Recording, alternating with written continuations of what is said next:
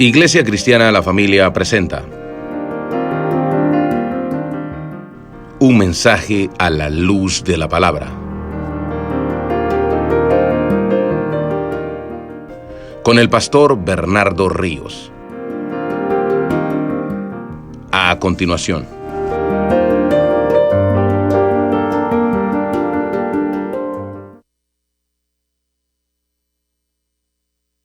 Verso 1. Juan capítulo 7, verso 1. Y si es tan amable, vamos a estar en pie para la lectura de este único verso. Vamos a orar y luego vamos a predicar hasta el verso 24 el día de hoy. Amén.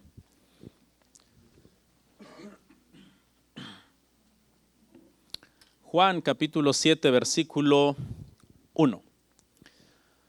Si puede estar en pie, se lo agradecemos.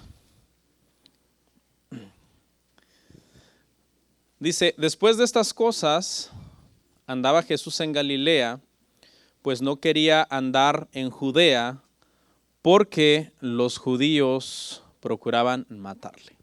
Oramos. Señor, te damos gracias en esta mañana por este privilegio tan enorme de poder compartir las Escrituras con mis hermanos y mis hermanas, Padre, que están aquí hoy. Reconozco, Padre, ante ti que yo no tengo nada que darles de mí mismo, de mi humanidad. Soy igual que ellos, soy un ser humano, soy una persona con defectos, falible, que tengo mis propias luchas también en todos los sentidos, en la salud, en mi matrimonio, en la crianza de mis hijos. No soy para nada, Señor, especial, ni para nada mejor que nadie, pero Padre, pues a ti te ha placido llamarnos a este ministerio de la exposición de las Escrituras. Te ruego, Señor, que seas tú el que bendice el día de hoy a tus hijos por medio de cada una de las explicaciones de tu palabra, porque es allí, Padre, donde está el poder, no en mí. Es en tu palabra, Padre, que está el poder. Señor, yo te ruego en esta mañana que perdones nuestros pecados, que nos santifiques por medio de tu palabra, que nos guíes por medio de tu Santo Espíritu y que nos hables por medio de este sermón para hacer tu voluntad. Amén. Amén. ¿Pueden sentarse, hermanos?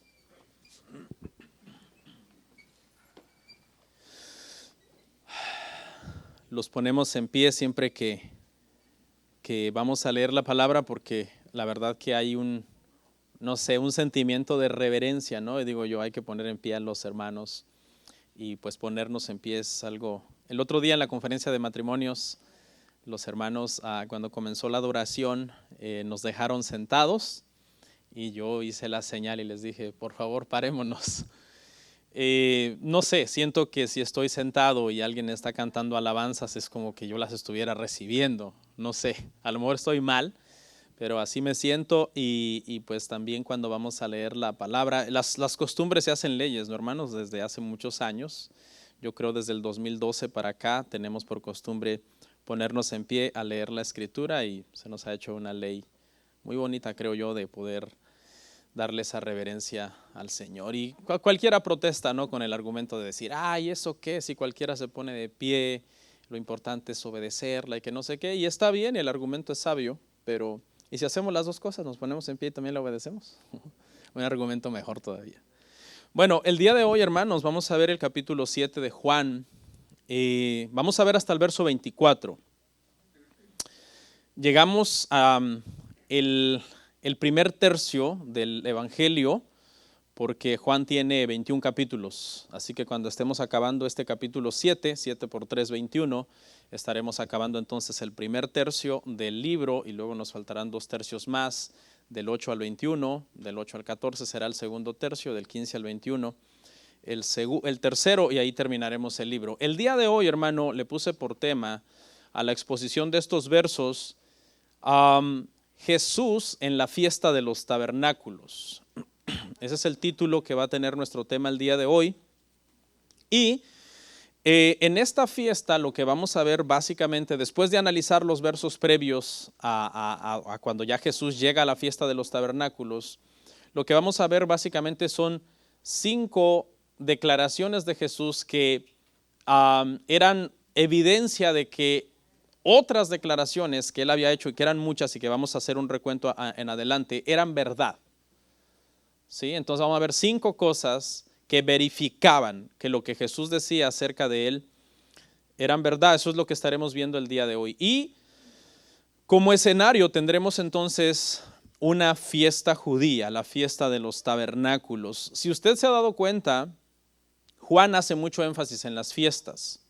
Utiliza de hecho las fiestas como una especie de identificar el tiempo en el que está sucediendo algo.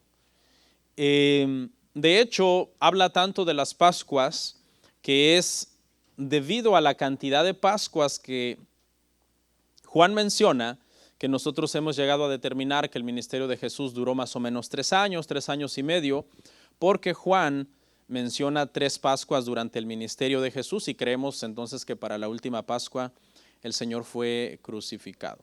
Amén. Entonces el día de hoy nuestro escenario es ese, la fiesta de los tabernáculos, ese es el tema. ¿Y qué papel entonces juega este escenario para las declaraciones que Jesús hizo? Amén. Vamos a leer una vez más el 1 y de ahí ya vamos a ir analizando. Juan 7:1. Dice, después de estas cosas andaba Jesús en Galilea, pues no quería andar en Judea porque los judíos procuraban matarlo. La primera frase, después de estas cosas, se refiere a después de lo que pasó en el capítulo 6. Los que tienen buena memoria, ¿qué pasó en el capítulo 6? Bueno, en el capítulo 6 lo que pasó fue que vimos prácticamente 2 milagros, uno donde Jesús multiplica los panes y los peces para un número aproximado de 20,000 personas, luego vimos a Jesús caminando sobre las aguas y después vimos el sermón magistral que se llamó el sermón del pan de vida, que eran realmente un sermón que contenía palabras de vida eterna para todos aquellos que vinieran en fe al Señor Jesucristo. Entonces, después de estas cosas, de todo lo que pasó en el capítulo 6, lo que pasó en el capítulo 6, nosotros tenemos entendido, según 6:4, que fue cerca de una Pascua, ¿ok? Cerca de una Pascua. Las Pascuas judías en nuestro calendario caen más o menos en marzo y abril, más o menos. Pero lo que va a suceder hoy en el capítulo 7 fue en la fiesta de los tabernáculos, una fiesta que es más o menos entre septiembre y octubre, lo cual quiere decir que hay más o menos un lapso de entre 6 meses más o menos entre el capítulo 6 y lo que sucedió en el capítulo 7. Bueno, ¿qué sucedió? Que Jesús andaba en Galilea. Después de eso, ¿qué pasó allá? En el 6, cerca de la Pascua, sucedieron 6 meses y después Jesús andaba en Galilea. Todo lo que Jesús hizo, hermanos, estuvo prácticamente registrado ahí en ese capítulo. Estuvo 2 días con esa multitud de 20,000 personas, más o menos dijimos que eran 20,000, 5,000 varones sin contar a los demás. Pero, hermanos, aquí hay una enseñanza y es que con la multitud estuvo solo 2 días, pero con los discípulos, con los 12, estuvo estos 6 meses. Estos 6 meses que la Biblia no dice qué hizo Jesús, estuvo con los 12. Y eso habla, hermanos, de la importancia del discipulado. Les dio poco tiempo a las multitudes, Jesús fue así, Jesús le dio poco tiempo a las multitudes y le dio mucho tiempo a sus discípulos, porque para Jesús era muy importante preparar a los discípulos más en sí que dedicarse a las multitudes, porque los discípulos iban a ser los que una vez que Él fuera crucificado y ascendiera al cielo, se iban a encargar de propagar el evangelio por todo el mundo conocido de aquel entonces. Y entonces había una urgencia en dejarlos a ellos bien preparados, un discipulado prácticamente intensivo para los 12. Y esto, hermanos, también habla de lo importante que para nosotros como iglesia debe de ser el discipulado. Porque en sí Jesús no les dijo a sus discípulos, vayan y reúnan multitudes y tengan reuniones bonitas. No, Él dijo, vayan y hagan discípulos, enséñenles lo que yo les estoy enseñando y bautícenlos para que estas personas sean salvos. Y esa fue la prioridad del Señor y esa debe de ser la prioridad de una iglesia sana. Una iglesia sana, hermanos, en sí no se basa por cuánta gente viene el domingo a la reunión, sino qué tan profunda es la enseñanza, qué tan bíblica es la iglesia, qué tanto se apega a las escrituras, aunque el apegarse a las escrituras no la haga necesariamente una iglesia popular. Con esto no estoy diciendo que una iglesia grande es una iglesia mala automáticamente por el hecho de ser grande, no.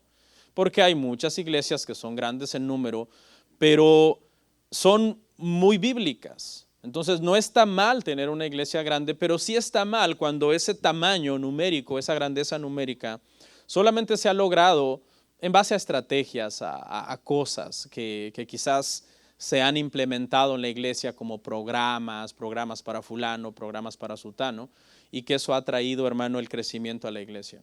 Es muy bueno, hermanos, que la iglesia crezca y es bien bonito, ¿no? Yo creo que el pastor corre el peligro siempre de que en su ego quiera predicarle a multitudes. El pastor está en ese riesgo siempre. Y de que con tal de satisfacer su ego, no le importe comprometer el mensaje y diluirlo y rebajarlo con tal de que vengan.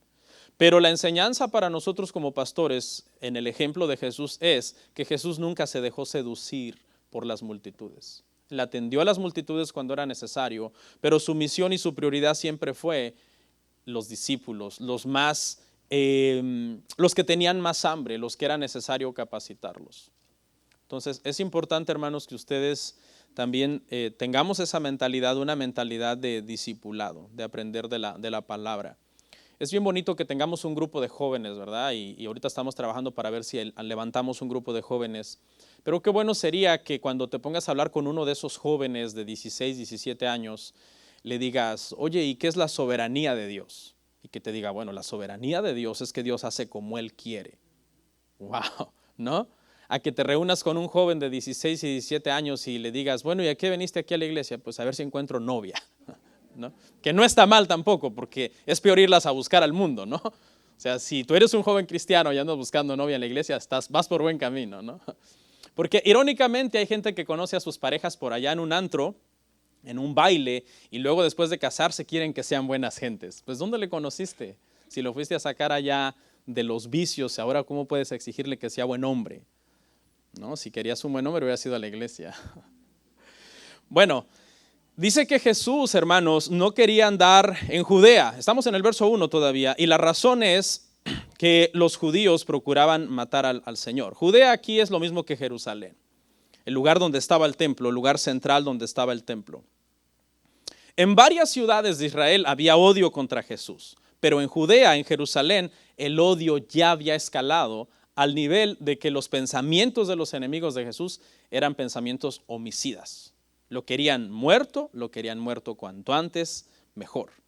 Y esa es la razón entonces por la que, aunque Jesús vino a morir al mundo, a eso vino el Señor Jesucristo, por eso es llamado el Cordero de Dios desde Juan 1:29, he aquí el Cordero de Dios que quita el pecado del mundo. Sin embargo, su tiempo no había llegado y por tanto Jesús evita peligros innecesarios porque no era su hora todavía de él ser crucificado, y por eso dice que entonces no quería andar en Judea, es lo que dice la última parte del verso. Su ministerio no había llegado a su clímax. Leemos del 2 al 5. Estaba cerca la fiesta de los judíos, la de los tabernáculos, y le dijeron sus hermanos, sal de aquí y vete a Judea, para que también tus discípulos vean las obras que haces. Porque ninguno que procura darse a conocer hace algo en secreto. Si estas cosas haces, manifiéstate al mundo. ¿Por qué? Porque ni aún sus hermanos creían en él. Lo primero es que los hermanos aquí, hermano, en este escenario, sus hermanos biológicos, sus hermanos de carne y sangre, los hijos de María y de José, esos son los hermanos de los que está hablando aquí, le están instando a Jesús a que suba a Judea, que vaya a la fiesta de los tabernáculos. Esta fiesta, como dijimos hace un rato, en el mes de Tishri, septiembre, octubre de nuestro calendario, es una fiesta donde se construyen unas especies de cabañas, también se le puede llamar así la fiesta de las cabañas, y la idea es recordar el éxodo. Entonces las personas, según Nehemías 8, 14, 16, usted lo puede ver en su casa, construían sus tienditas, sus cabañas en los techos de sus casas, en sus azoteas, en las calles también ponían sus tiendas, en las plazas, en lugares donde pudieran tener espacio. Y lo que estaban diciendo con esto era que recordaban el éxodo que sus ancestros habían tenido al salir de Egipto y que habían andado viviendo en estas cabañas por 40 años prácticamente en el desierto, y que con eso estaban prácticamente honrando la provisión y el sustento que Dios había tenido de ellos esos 40 años, ¿no? En que les dijo, su calzado no se gastó, su ropa no se envejeció, su pie no se hinchó, porque el Señor había estado con ellos. Era una de las tres fiestas, o es una de las tres fiestas, que la ley en Deuteronomio 16:16 mandaba que todo varón judío, no importaba dónde estuviera diseminado en el Imperio Romano en el siglo I, tenía que venir a hacer reunión presencial, no lo podía hacer online, tenía que ser presencial, no había internet, ¿no? Aquellos, tenía que ser presencial en Jerusalén y no tenían que venir con las manos vacías. Y habían estas tres fiestas entonces, y la fiesta de los tabernáculos era una de ellas. Esta fiesta, según Nehemías 8:17, la habían dejado de celebrar desde los tiempos de Josué. Israel la había dejado de celebrar. Eso lo puede usted ver en Nehemías 8:17. Y cuando ellos regresaron del exilio, después de haber estado en Babilonia, cautivos, ellos vuelven del exilio, ellos retomaron esta fiesta de los tabernáculos con mucho celo. Flavio Josefo, un historiador judío del siglo I, dice que de hecho se volvió casi una fiesta principal por sobre las otras dos, que eran la Pascua y los panes sin levadura, bueno, también Pentecostés. Le dijeron sus hermanos, que en este caso eran ¿qué? Medios hermanos. Dije que eran hermanos biológicos, ¿verdad? Sí, pero medios. ¿Por qué? Porque estos eran hijos de José y María, pero Cristo solamente era hijo de María e hijo de Dios. En Juan, cada vez que nosotros escuchemos la frase Jesús hijo de Dios, quiere decir que Jesús es igual a Dios. Y cada vez que veamos la frase Jesús hijo de hombre, que la usó mucho más en Mateo, esa frase la usó más en Mateo, hijo de hombre, para identificarse, quiere decir que es exactamente un hombre. Usted puede ver en su casa, en Mateo 13:55 se mencionan 4 hermanos, medios hermanos biológicos de Jesús: José, Simón, Judas, Santiago. ¿Ok? Ahora, sabemos que la Iglesia Católica Romana, hermano, enseña que Jesús no tuvo más hermanos, ¿verdad? Porque la palabra griega que se utiliza en el Nuevo Testamento para hermanos es la palabra adelphos, que tiene que ver con Filadelfia, que se refiere a amor fraternal o amor de hermanos. Y esa palabra adelphos en el griego no solamente puede significar hermano biológico, sino también pariente. Y algunos dicen, no, cada vez que la Biblia habla de los hermanos de Jesús se refiere a parientes, no a hermanos necesariamente hijos de María, porque María nunca tuvo hijos. La Biblia dice, hermanos, que después de que Jesús nació, entonces José conoció a María. Y nosotros como protestantes tenemos el entendimiento de que María, en base a las Escrituras, después que Jesús nació, tuvo relaciones, como toda esposa tiene relaciones con su marido, y entonces tuvo hijos. Y les mencioné 4, Santiago, Simón, José y Judas. De estos hermanos, 4 hermanos del Señor Jesucristo, nosotros sabemos que por lo menos 2 se convirtieron después y escribieron 2 epístolas, y esas epístolas están en las Escrituras, que uno es la epístola de Santiago y la epístola de Judas. Mire lo que le dijeron: vete a Judea para que vean las obras que haces. Es un reto. No están necesariamente estos hermanos hablando como como decimos en un buen mexicano, no le están hablando como en buena onda. Le están hablando un poco pesado, un poco feo, lo están retando. Le están diciendo prácticamente, ve y en la fiesta de los tabernáculos, donde habrá mucha gente, donde habrá peregrinos que han venido de todo el mundo, si tú dices ser quien tú eres, pues ve y manifiéstate. Deja de hacer cosas en secreto y manifiéstate para que vean quién eres. Mire lo que dice: porque ninguno que procura darse a conocer hace algo en secreto. No están preocupados por su reputación, como diciendo, hermano, sabemos que no te creen, así que ve y haz un milagro. No sé, haz que el templo flote en las nubes, que lo pudo haber hecho, y así te creerán.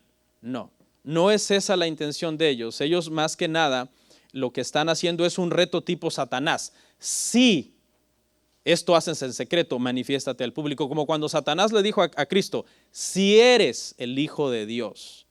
Ese sí condicional de desafiándolo prácticamente. Eso es, en ese sentido es que están hablando prácticamente los hermanos. ¿Por qué?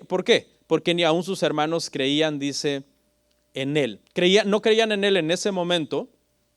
Sin embargo, sabemos que después que resucitó, según el testimonio de 1 Corintios 15:7, el Señor Jesucristo resucitado le apareció a Santiago, a su medio hermano.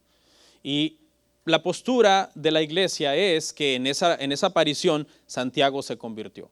Pero no solo se convirtió, sino que cuando lees Gálatas, lees Hechos, aprendes que Santiago se volvió el hombre más importante de la iglesia cristiana en Jerusalén. Al punto que él era la columna principal sobre los demás apóstoles, si usted quiere, porque en Hechos 8:14 vemos que dice que han mandado a Pedro y a Juan a una misión, y mi postura es que fue Santiago el que los mandó.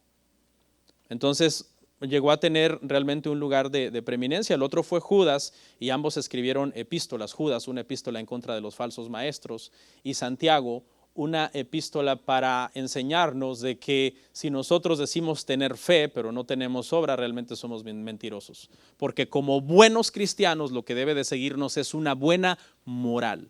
¿Sí? Como buenos árboles lo que tenemos que dar es frutos buenos, porque un árbol no se puede llamar bueno a sí mismo y estar dando frutos podridos. 7, vamos a leer del 6 al 9. Entonces Jesús les dijo: mi tiempo aún no ha llegado, mas vuestro tiempo siempre está presto. No puede el mundo aborreceros a vosotros, mas a mí me aborrece, porque yo testifico de él que sus obras son malas. Subid vosotros a la fiesta. Yo no subo todavía a esta fiesta, porque mi tiempo aún no se ha cumplido. Y habiéndoles dicho esto, se quedó en Galilea. Dice el Señor: mi tiempo no ha llegado. Aprendimos en Juan 2 que la frase mi tiempo aún no ha llegado, mi hora aún no ha llegado, no quiere decir que Jesús está diciendo absolutamente no, que no van a hacer lo que le están pidiendo, sino que no ha llegado ¿qué? La hora de su muerte, la hora de su crucifixión. Eso es lo que quiere decir acá. ¿Okay? Su agenda ya no estaba dirigida por su familia, la agenda de Cristo estaba dirigida por su Padre. Así que cuando María le dice en Juan 2, haz el vino, él dice: mujer, ¿qué tienes conmigo? Mi hora no ha llegado. Y usted puede interpretar: oh, no va a ser el milagro porque su hora no ha llegado. No, lo que no ha llegado es la hora necesariamente de manifestarse al mundo como el Mesías, porque lo podían matar y no había cumplido su ministerio. Porque al final hace el milagro. Aquí es lo mismo. Cuando él dice mi hora no ha llegado, no está diciendo que él no irá a Judea, sino que no irá en la forma en que ellos quieren. Ellos quieren que lo haga de cierta forma y él no lo va a hacer de esa forma. Querían que prácticamente los hermanos lo que están diciendo es: haz tu entrada triunfal en Jerusalén. Que suenen las fanfarrias y que todo el mundo diga: ha llegado el Mesías. Y no era en una fiesta de los tabernáculos que iba a ser su entrada triunfal, sino una fiesta ¿de qué? De Pascua. ¿Por qué? Porque la fiesta de Pascua se sacrificaban los corderos. Y él iba a ser sacrificado en una fiesta de Pascua como el Cordero de Dios. Entonces por eso es que su hora no había llegado. Ya no faltaba mucho en realidad, porque fue 6 meses después la Pascua, después de tabernáculos, pero todavía no había llegado su hora. Si les dice: subid vosotros a la fiesta, yo no subo todavía. Es decir, no puedo darme abiertamente a conocer como el Mesías todavía. Y se quedó entonces, dice, en Galilea. En esta peregrinación donde suben los hermanos es una caravana llena de gente. Jesús quiere ir en secreto, Jesús no quiere ir con un grupo de gente. Más adelante vamos a leer que dice que él llegó a la fiesta como a media fiesta. Es decir, ya todos los peregrinos habían llegado, los caminos estaban desocupados, ya no había flujo de gente, y él llegó entonces de una forma secreta a la fiesta. Leemos del 10 al 14. Pero después que sus hermanos habían subido, entonces él también subió a la fiesta, no abiertamente, sino como en secreto, y le buscaban los judíos en la fiesta y decían: ¿dónde está aquel? ¿Dónde está aquel? Y había gran murmullo acerca de él entre la multitud, pues unos decían: es bueno, pero otros decían: no, sino que engaña al pueblo. Pero ninguno hablaba abiertamente de él por miedo a los judíos, mas a la mitad de la fiesta subió Jesús al templo y enseñaba. ¿Okay? Entonces no hay contradicción. Les dijo a sus hermanos: suban ustedes, yo no subo, pero dijo todavía. Y después él sube en secreto. No subió de la forma que sus hermanos querían que él subiera, gritando a los 4 vientos quién era, sino de una forma discreta. Llegó a la fiesta como a media fiesta y ya entonces fue bajo perfil, ¿no?, su entrada a la ciudad. Dice que los judíos le buscaban en la fiesta y decían, ¿dónde está aquel? ¿Sí sabe por qué le buscaban? El verso 1 tiene la respuesta. Porque procuraban matarle. Pero todavía querían como discutir con él y seguirlo confrontando y seguir teniendo como más argumentos para darle muerte al Señor. Había murmullo entre el pueblo, los líderes. Un dato interesante, lo repito porque la repetición es buena para el alma. Siempre que Juan dice los judíos se refiere no a todos los judíos, se refiere a quiénes, a los líderes. Los líderes, el sumo sacerdote, las sectas de los más religiosos, los fariseos, los saduceos, se refiere a esos. Esos son los que procuraban matar al Señor. ¿Ok? ¿Por qué? Porque entre el pueblo había unos que decían, ¿es qué? Es bueno. Y otros decían, no, sino que es un engañador. Quiere engañar al pueblo, es un mentiroso. Este dicho, lamentablemente, hasta el día de hoy mucha gente lo cree. Hay sectas judías que son muy apegados al Talmud. El Talmud dice cosas horribles de Jesús. Por ejemplo, que es un bastardo. Ellos dicen que María era una especie como de ramera que se metió con un soldado romano que se llamaba Pantera. Y ese es fue el padre de Jesús. Que Jesús era un mago, que era un engañador, que embaucaba al pueblo, que de hecho su ministerio consistió en desviar a Israel de Dios. Y entonces dicen que su castigo es estar en el infierno, en excremento, hirviendo. Usted lo puede comprobar, las citas son Sanedrín 107b, esos son libros del Talmud, Sota 47b, Sanedrín 47a, y hay otro libro que se llama Gitín 56b y 57a. Esas cosas dicen el Talmud, hermano, acerca del Señor Jesucristo. Por eso es que muchos acusan a Lutero, a Martín Lutero lo acusan de antisemita, de que él odiaba a los judíos, pero realmente este es el contexto de la historia. Él conocía a judíos talmúdicos que tenían este concepto de Jesús y ese grupo fue el que recibió parte de su desprecio de él, porque el que maldiga a Jesús sea anatema y nosotros debemos tener celo por nuestro Señor. Entonces, de aquí en adelante, hermanos, ahora sí vamos a ver entonces 5 cosas que probaban las afirmaciones de Jesús, pero ahora ya tenemos a Jesús entonces ubicado en la fiesta de los tabernáculos, donde hay 5 cosas que vamos a aprender de que todo lo que él había dicho antes entonces es verídico, porque esas 5 cosas las prueban.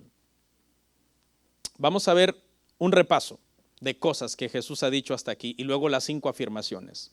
Cosas, hermano, muy importantes, ¿no? O sea, Jesús dejaba perplejo a sus oyentes, los dejaba perplejos con lo que él decía. Por ejemplo, ¿qué había dicho Jesús? Había dicho que había descendido del cielo, Juan 3:13. Había dicho que había sido enviado al mundo directamente por el Padre, Juan 4:34. Había dicho ser el Salvador del mundo, Juan 3:17. Había dicho ser la fuente de vida eterna, Juan 3:16. Ser el único camino a Dios, Juan 14:6. Ser uno con el Padre, Juan 10:30. Tener el poder de levantar muertos, Juan 5:28-29. Que él mismo se levantaría de entre los muertos, Juan 2:19-22. Que las escrituras del Antiguo Testamento apuntaban a él, Juan 5:39. Ser el juez supremo, Juan 5:22. No tener pecado, Juan 8:46. Tener autoridad para responder oraciones. Oiga bien, ¿qué profeta dijo alguna vez? Oren en mi nombre. Imagínese a Elías diciendo, no, pues cuando necesiten algo, pídanlo en el nombre de Elías. No, Jesús dijo, lo que pidan en mi nombre. Tener autoridad de mandarnos a orar en su nombre. No dije la cita, ¿verdad? Tener autoridad para responder oraciones, Juan 14:13-14. Tener autoridad para mandarnos a orar en su nombre, Juan 15:16, ser el pan de vida eterna, Juan 6:33, ser la luz del mundo, Juan 3:19, ser la resurrección y la vida, Juan 11:25, ser el Mesías, Juan 4:25-26, ser el Hijo de Dios, Juan 3:18. En pocas palabras, él dijo ser Dios, Juan 5:18. En pocas palabras, eso fue lo que él dijo, ser Dios mismo. Y ante estas, hermano, ¿quién afirma estas cosas? No hay ningún otro ser humano en toda la historia de la humanidad, desde Adán hasta hoy, que haya dicho ser todo esto. ¿Cómo explicas esto? ¿Cómo puede un hombre decir esta serie de cosas? Solamente hay 3 explicaciones, dijo C.S. Lewis, ¿no? o es un loco, o es un endemoniado, o está diciendo la verdad. ¿Era un loco? Bueno, los locos no resucitan muertos. ¿Era un endemoniado? Los endemoniados no tienen compasión de los enfermos, al contrario, los quieren matar, destruir. No era un loco. Sus sermones estaban llenos de sabiduría. Su doctrina era una doctrina que la gente decía, nunca hemos oído hablar a un hombre como este. Los que lo fueron a arrestar, no lo pudieron arrestar porque el sermón los dejó envueltos, cautivados. Entonces solamente tenemos una opción. Cristo es Dios, Cristo es el Señor. ¿Quién ha dicho este tipo de cosas, hermano? Dice C.S. Lewis, la opción de decir que Cristo es solamente un buen maestro de moral queda descartada para nosotros. ¿Por qué? Porque un buen maestro de moral no dice este tipo de cosas. Este tipo de cosas solamente las puede decir o un loco o un endemoniado, no un buen maestro de moral, o en su defecto alguien que está diciendo la verdad. Por eso este evangelio de Juan es de los más atacados, hermano, por los anticristianos, porque el evangelio de Juan deja claramente establecida la deidad de Cristo sin ninguna sombra de duda. Y si tú no crees lo que dice el evangelio de Juan, tú no tienes vida eterna, porque Juan 20:31 nos dice el propósito de Juan. Juan dice, yo escribí esto para que sepan que Cristo es el Hijo de Dios y para que al creer en esto tengáis vida eterna. Ese es el propósito de todo el libro de Juan. La evidencia en la Biblia de que Cristo dijo ser Dios es clara. La gente que no cree en esta evidencia, hermano, pues valga la redundancia, no es por falta de evidencia, es por falta de sabiduría, es por necedad. Porque el Salmo 14:1 dice que el necio dice en su corazón, no hay Dios. No hay Dios. Ahora, cualquier loco puede repetir lo que Jesús dijo, cualquier loco lo puede repetir. El problema es si lo puede probar. Cristo lo probó y eso es lo que vamos a ver en lo que resta del sermón. 5 pruebas de que sus afirmaciones son verídicas. La primera, ¿de dónde Jesús obtuvo su conocimiento? La fuente de conocimiento. En Juan 7:15 al 16.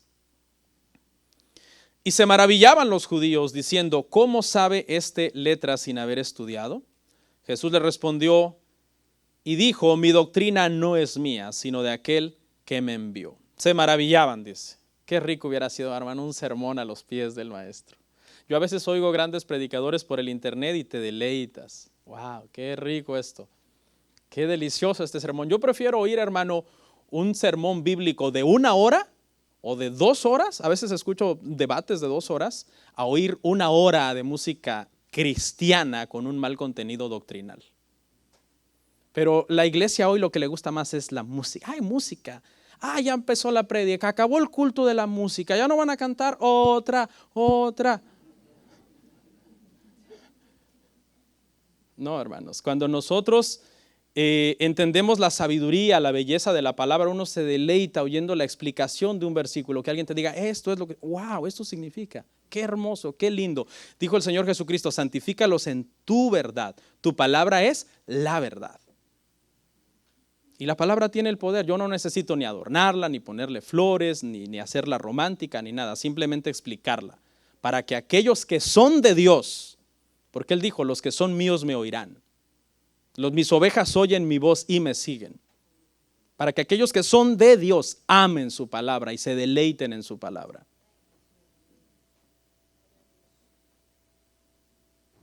Sus sermones eran llenos de sabiduría, le gustaban a los niños, le gustaban a los viejos, le gustaban a los hombres, le gustaban a las mujeres, le gustaban a los pobres, le gustaban a los ricos, le gustaban a los sabios, le gustaban a los no sabios. ¿Cuál era su fuente de conocimiento? Jesús dicen estos hombres, ¿cómo sabe este letra sin haber estudiado? Cuando dicen que no ha estudiado, no están diciendo que Jesús era un ignorante, lo que están diciendo es que Jesús no había recibido la educación formal que todo mundo recibía en las escuelas rabínicas. En términos modernos, lo que están diciendo es, yo no lo vi en el seminario cuando nos graduamos todos nosotros. Él no estuvo ahí. todos nos graduamos, pero ¿de qué generación eres? Porque no te recordamos en el seminario. Y es que Jesús realmente no tuvo ningún estudio en el sentido de haber sido una persona de una escuela rabínica X o que recibió la imposición de manos de parte de alguno de los maestros de Israel para una misión como maestro de Israel. Lo que están diciendo es, tras no poder descalificar sus milagros y sus cosas tan sabias que decía, intentan entonces descalificar su persona, su autoridad de lo que él está diciendo. Él dice, él es un intruso, sí es cierto, sabe mucho y sabe más que nosotros, pero no tiene los credenciales que nosotros tenemos. Eso es lo que están diciendo. Es un intruso que está enseñando algo que no corresponde a todo lo que nosotros hemos estudiado como maestros de Israel. Nosotros somos los maestros de Israel, no él. En algún sentido están diciendo esto. Aunque sabemos que Nicodemo lo reconoce, ¿verdad? Le dice rabí, lo reconoce.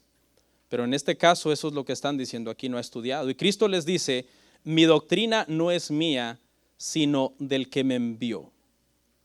Mi doctrina no es mía, sino del que me envió. ¿Okay? La respuesta de Jesús prácticamente es contundente porque él dice, todo lo que yo hablo es lo que yo oí del Padre. Todo lo que el Padre me dijo que yo hablara, eso es lo que yo estoy hablando. No necesitaba aprender de otros maestros, ¿no? Como por ejemplo Pablo. Usted sabe, los credenciales de Pablo eran espectaculares. Pablo dice, educado a los pies de Gamaliel. Gamaliel en la historia judía está considerado uno de los más grandes rabinos de la historia judía. Era nieto de Gilel. Gilel era un rabino de un siglo antes de Cristo. Y Gamaliel era nieto de este Gilel. Cuando Cristo está en su ministerio en Israel, la escuela de Gilel era una escuela muy respetada y los credenciales de Pablo eran muy grandes, pero él dijo, ahora yo todo lo tengo por basura por ganar a Cristo. Sin embargo, Cristo dice, no, la doctrina no es mía, es del que me envió. En el Antiguo Testamento los profetas decían, así dice el Señor. En el Nuevo Testamento Cristo decía, en verdad os digo, con autoridad, yo les digo, oísteis que fue dicho, mas yo os digo. Entonces la primera prueba, hermanos, es su conocimiento. ¿De dónde obtuvo estas letras? Decían, ¿de dónde obtuvo estas letras? Entonces esta es la primera prueba, hermanos, que confirma sus declaraciones. La segunda, verso 17, su seguridad. El que quiera hacer la voluntad de Dios conocerá si la doctrina es de Dios o si hablo por mi propia cuenta. ¿Quiénes conocerán que la doctrina que Cristo habla es de Dios o era por su propia cuenta? Los que quieran hacer la voluntad de Dios. Los que venían por curiosidad, por el hambre del pan, por los peces. Al final vimos en el mensaje pasado que lo abandonaban cuando él ya decía algo fuerte. Dice que lo dejaban y se iban, le daban la espalda. Pero realmente hay un grupo que ha de venir y todos aquellos que vienen a Cristo con un corazón genuino serán llenos del conocimiento del Espíritu Santo. Es por el Espíritu Santo que nosotros podemos decir, esta es la palabra de Dios, esta es la Biblia, esta es la voluntad de Dios para mi vida. Porque el Espíritu Santo es el que nos guía a toda verdad, nos guía a toda justicia. Romanos 8:16 dice que nos confirma que nosotros somos hijos de Dios. Entonces no es una cuestión intelectual. El cristianismo no es para que, después de oír a Jesús se van a convertir los más intelectuales. Es una cuestión de fe. El que quiera hacer la voluntad de Dios dice, entenderá que conocerá mi doctrina, que no hablo por mi propia cuenta. 3. Su falta de egoísmo, verso 18. El que habla por su propia cuenta, su propia gloria busca, pero el que busca la gloria del que le envió, este es verdadero y no hay en él injusticia. Dice que el que habla por su propia cuenta busca ¿qué? Su propia gloria. Y esto es una característica de los falsos maestros. Sus declaraciones vienen de su propia autoridad, no de la autoridad de Dios. Usan la Biblia solamente como una catapulta para expresar sus propias ideas. Realmente no les interesa lo que la Biblia dice.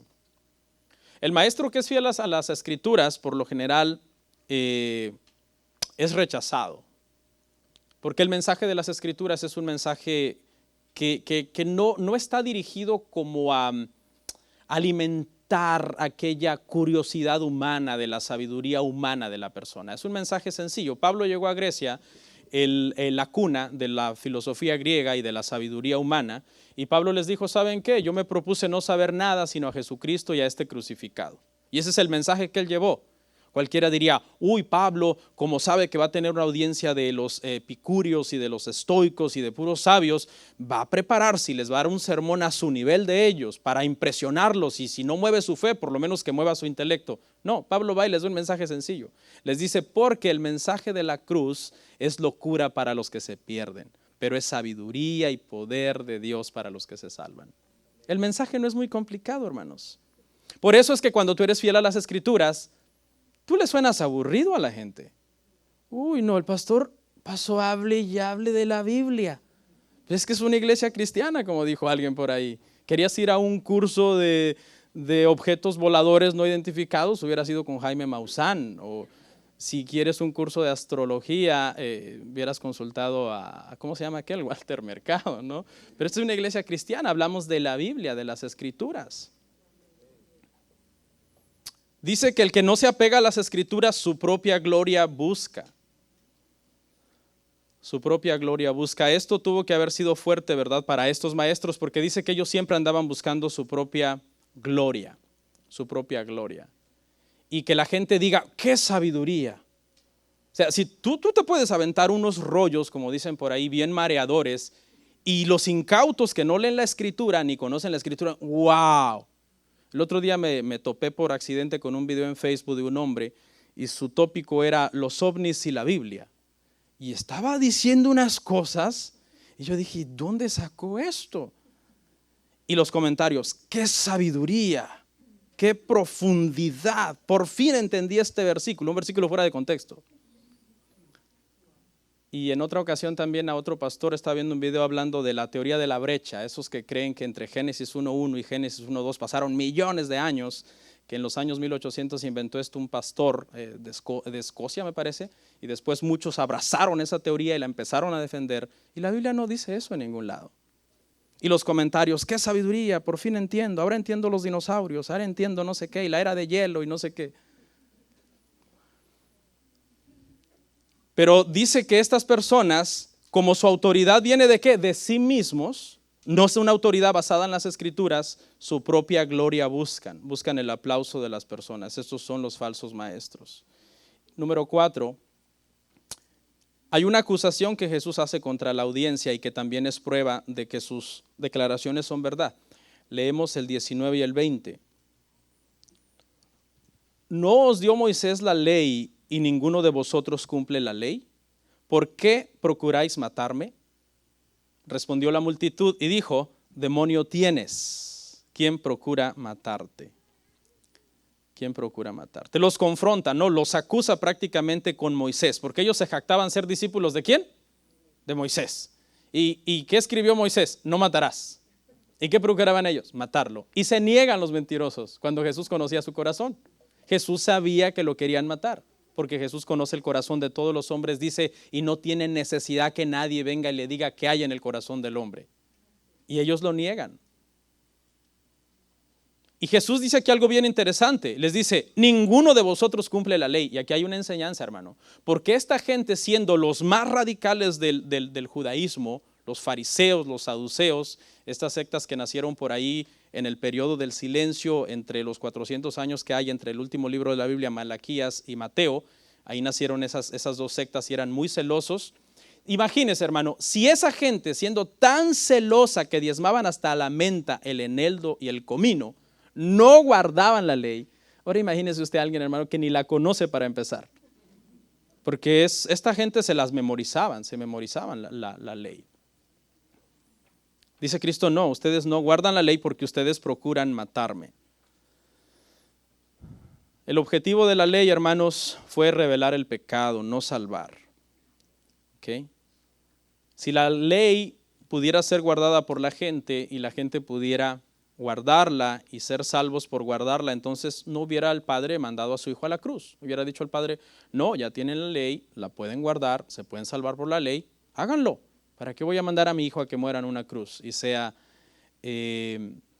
pues maltratado de esa manera? Pero realmente el objetivo de la ley era revelar el pecado, revelar la santidad de Dios, restringir el pecado también, hacer el trabajo de ayo para mostrarle al pecador que Cristo es el Salvador. Y por último, hermanos, para descanso de vuestras almas. 5, sus señales, verso 21 al 24. Descanso de sus almas, regocijo de sus estómagos. Leemos del 21 al 24. Jesús respondió y les dijo: una obra hice y todos os maravilláis. Por cierto, Moisés os dio la circuncisión no porque sea de Moisés, sino de los padres. En el día de reposo circuncidáis al hombre, si recibe el hombre la circuncisión en el día de reposo, para que la ley de Moisés no sea quebrantada. ¿Os enojáis conmigo porque en el día de reposo sané completamente a un hombre? No juzguéis según las apariencias, sino juzgad con justo juicio. ¿A qué obra se refiere? Dice el Señor aquí, hermanos, que hizo una obra y que por esa obra ellos se maravillan. Cuando avanzamos nos damos cuenta que está hablando de una sanidad que hizo en día de reposo. Es la sanidad del capítulo 5, el paralítico de Betesda, de eso desde lo que él está hablando. Y desde ahí ya se había empezado a hinchar el enojo de los judíos porque lo hizo en un día, ¿qué? En un día sábado. Y el hombre no estaba de muerte, lo pudo haber sanado al otro día, pero Jesús lo hizo intencionalmente para confrontarlos con su religiosidad sobre el sábado. Y entonces Jesús dice: pero si ustedes quebrantan la ley, porque cuando circuncidan a un niño en día de reposo, eso es trabajo, eso es lo que dice aquí, que circuncidar a un niño en día de reposo era trabajo, y los sacerdotes circuncidaban niños en día de reposo. ¿Qué niños? Los niños que nacían los viernes. Todos los niños que nacían los viernes tenían que por fuerza ser circuncidados un día de reposo. ¿Por qué? Porque la ley dice que el niño tenía que ser circuncidado al 8º día de su nacimiento. Entonces, viernes, sábado, domingo, lunes, martes, miércoles, jueves, viernes, sábado. Muchas veces caía en sábado circuncidar a un niño. Y entonces, o decían, o no lo circuncidamos y queda fuera del pacto, porque ¿cómo se entraba al pacto? Por medio de la circuncisión. ¿Okay? O no lo circuncidamos y por tanto queda fuera del pacto, o aunque quebrantemos el sábado, tenemos que circuncidarlo, aunque quebrantemos el sábado para que entre al pacto. Y eso es lo que está diciendo aquí.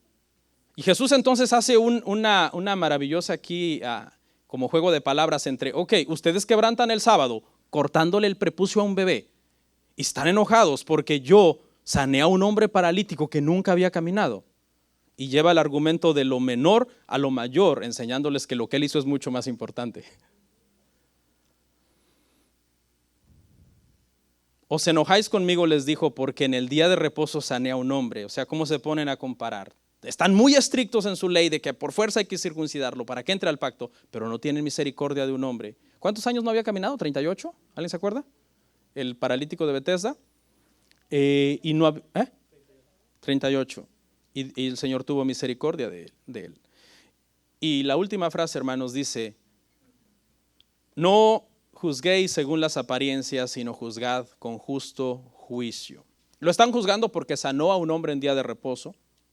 Cristo, el contexto de este verso es, hermano, que esta era prácticamente una acusación que Cristo les está haciendo a ellos. Les está diciendo: ustedes no tienen entendimiento teológico de las cosas.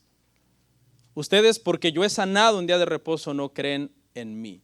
Despójense de esos prejuicios, ¿ok?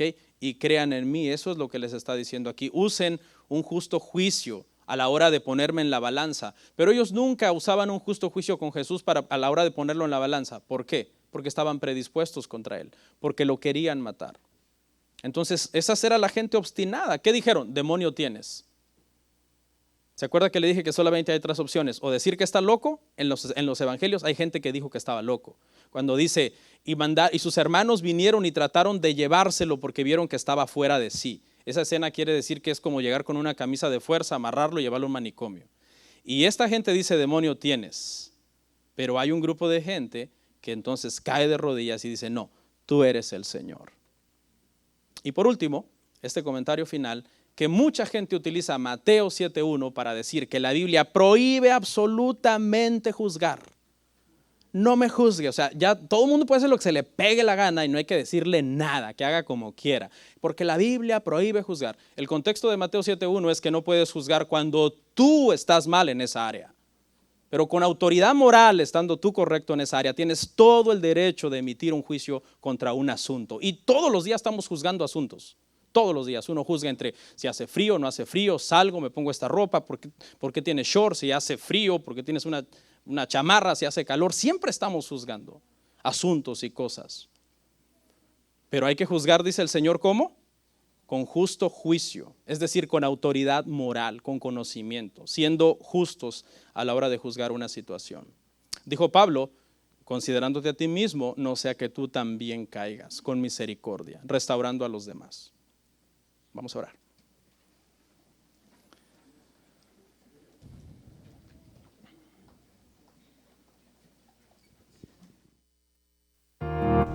Comparte, suscríbete, dale like. Gracias por tu sintonía. Hasta la próxima. Bendiciones.